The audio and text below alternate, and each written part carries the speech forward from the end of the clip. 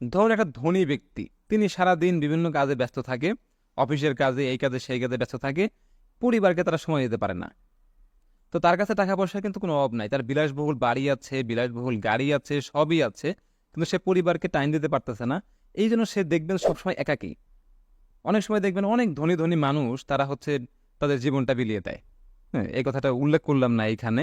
তাদের কোনো কিছু ভালো লাগে না, তাদের হাতে প্রচুর টাকা, তারপরে তার ভালো লাগে না। অনেক মানুষের দেখবেন যে বউ চলে যায়, বিল গেটসের বউ চলে গেছে, ফ্রান্সের প্রেসিডেন্টের বউ চলে যায়, বড় বড় সেলিব্রিটিদের বউ চলে যায়।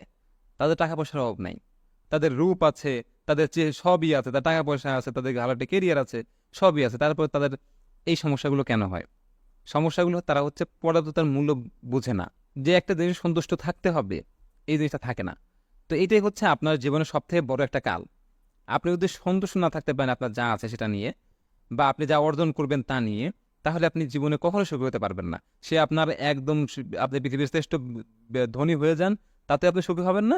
আপনি একদম গরিব থাকলে আপনি কখনো সুখী হবেন না।